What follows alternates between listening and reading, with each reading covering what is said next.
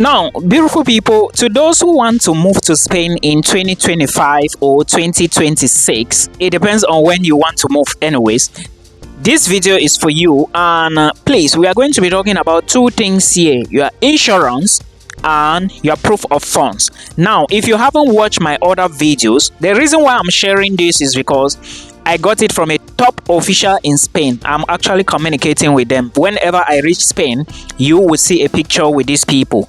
Now, remember, this video is just for educational purpose only. My main purpose or sole purpose of making the video is because I want you to actually move abroad this year. Many of you are really struggling to move here, and my job is I will do my own 95% of the research, and the 5% I will leave it for you. Please, if you must come to the Netherlands, it is your school applying for your visa. If you must come here as a worker, it is your employer applying for your visa. Don't get fooled by those people. I'm seeing so many of you coming to me, "Oh, Milton, somebody said, oh, they will give me visa when I reach here. They will give me visa before I will pay them." They will waste your time and they will not give you anything. I am talking because I have evidence. There is somebody who will be coming here via the student route, and this person, I advised her before. She didn't listen to me. She came back.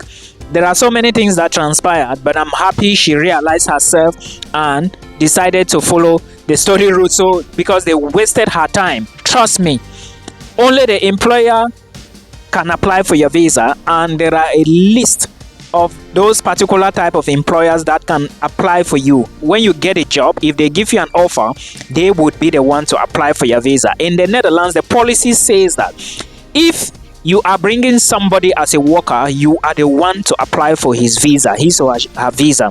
If you are coming here as a student, it is your university that is bringing you and will host you, right? So it is your university that will apply for your visa. So don't get tricked around.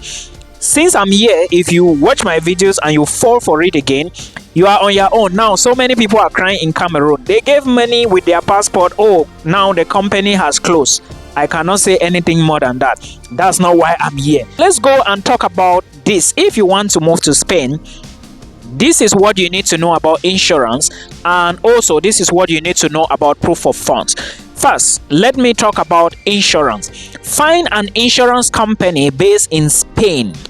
So this is updates I'm sharing with you. Okay, normally I was not supposed to share this with you, but again, it wouldn't be beneficial if I don't see you telling me, "Oh, Milton, I moved to Spain because of your videos." I'm still going to talk about Ireland. If you want to move to Spain, the insurance policy says that you should get a health insurance that must cover the whole time of your study in Spain.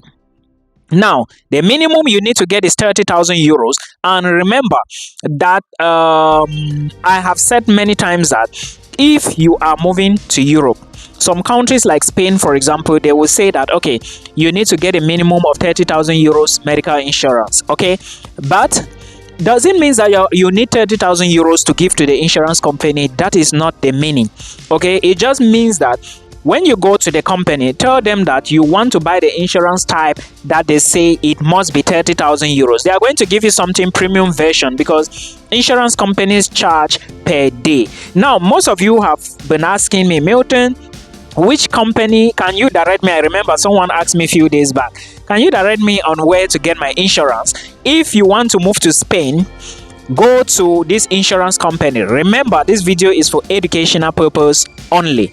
Go to this insurance company called Sanitas. We have it in Cameroon, so I think it should be in Ghana, Nigeria, and other African countries. That's the first insurance company.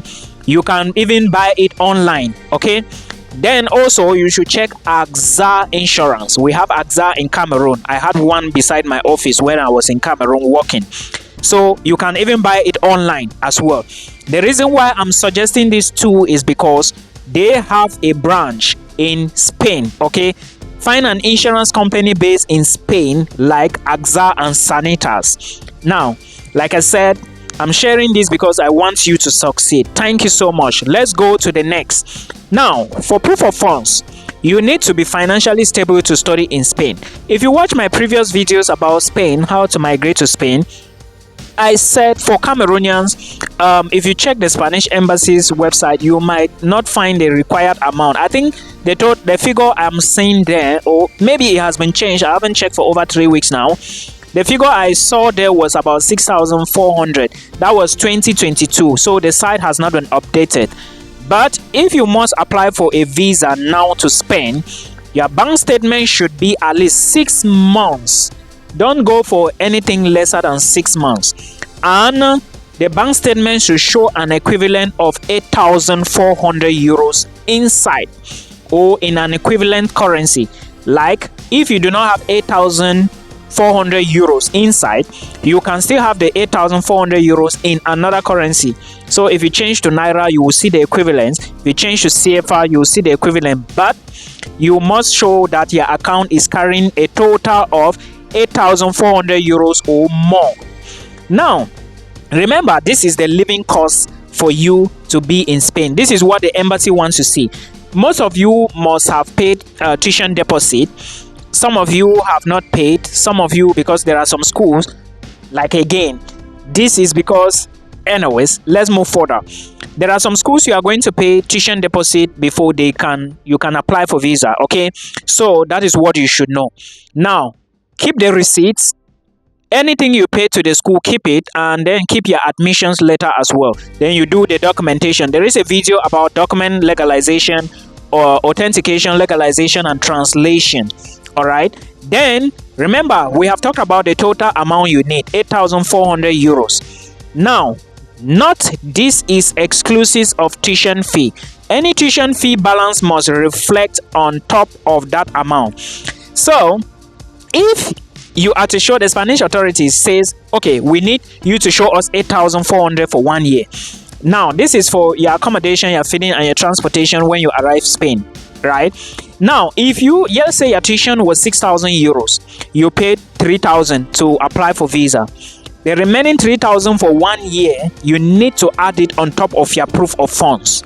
I hope you understand. So any tuition balance for 1 year on top of your proof of funds. If your tuition is 8,000 euros for 1 year, and maybe you paid 4,000, the remaining 4,000 that you are supposed to pay to complete 1 year for your program, add it to 8,400 euros. Then that is the total that will reflect on your bank account. But if you are not owing your school again for 1 year, then you can just show your 8,004. I hope this is clear. I'm explaining and taking time so that those who have slow thinking can grasp it faster. Now, we've talked about proof of funds and the money that needs to be in your bank account. I also want to draw your attention to something. How your account must look if you are applying for a student visa to Spain. When they say your account should be 6 months, it doesn't mean that you should just go. Somebody was asking me this afternoon, I saw it somewhere, I think it's on my FB platform, that, oh Milton, what if I use an account that only shows influx? If you tell the Spanish embassy that you have an account, a bank account, and this, when you print the bank statement and you take it to the embassy and the visa officer sees that you were only putting money inside, it could help you. Okay, it can help you. Now, how can it help you? It can help you in the sense that maybe the money you are depositing is coming from your job. Okay, you were saving from your job, maybe 400k, 500k, 400k, 300k. It can help you in that way, but you must show where the money was coming from. Now, maybe you were saving without touching because you want to study. Of course, it's understandable. But if they check this account and they see that the money that was coming inside, nothing was leaving, and guess what? Maybe they saw 300, 200, 100, 300, 350. Out of a sudden, they saw 2 million, 4 million, 6 million. Come on, that is a red flag. The account is not yours. They will automatically conclude that the account is not yours, and therefore you do not have enough money to study in Spain. So you have to be careful about this and know the way you build your bank account. Like I said, visa officers are very wise now. They will take a look at your account, and most students get rejected for Spanish visa because they produce bank statements that are not up to 6 months. And in addition to that, you will always see maybe insufficient funds. You cannot be applying for a Spanish visa and your brother resides in the US or maybe in UK or in Europe, and the bank statement that you are showing to the embassy that belongs to your brother is carrying 40,000 euros, and you are not able to pay your tuition fee of 9,000 euros for 1 year. It doesn't make sense. If your brother has 40,000 euros, right, the visa officer will say, oh, this sponsor has 40,000 euros. Why is it difficult that the sponsor cannot just pay 10,000 euros for tuition for the sister? Because it is your sister, right? So some of these things is just simple common sense.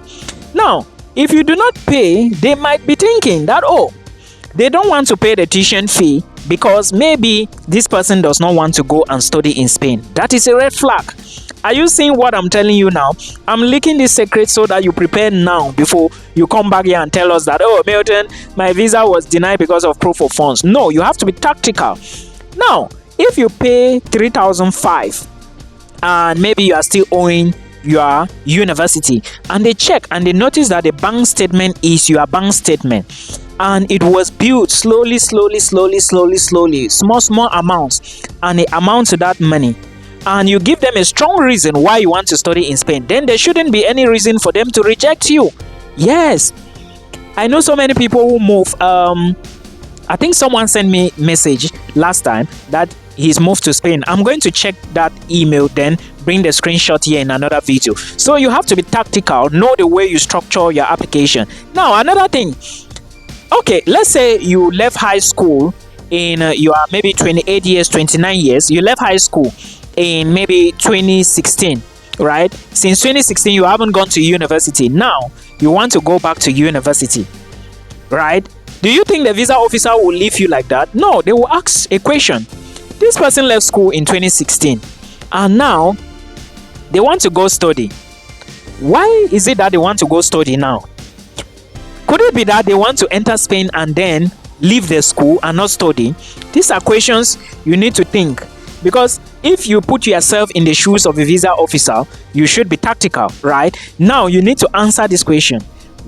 Ask yourself, what if I go to the embassy and they say, why you left school? You left school long time ago. Why have you decided to study now?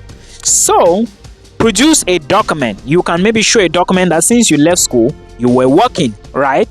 Or since you left school, you were teaching. Since you left school, you were working. Just show evidence. You were working where? From which date to which date? Now, were you receiving a salary? Is there any evidence? Now, we were working, fantastic, and now you've decided to go back to school. Why have you decided to go back to school? This is a question you should prepare for, because definitely you should get something like this. Okay, sometimes visa is just about technique, common sense. Now prepare for it to answer that question, but note that I have given you all the details. In another video, there is a video I mentioned who can sponsor you, the people that can sponsor you, and the other documents that you need. Check my channel, or just type on YouTube search bar proof of funds to study in Spain. You add my name by the side and click search. My videos will come out for you. So this is what you need to be doing. Be smart, be tactical. It's not going to be easy, but again, you can succeed. Bye bye for now.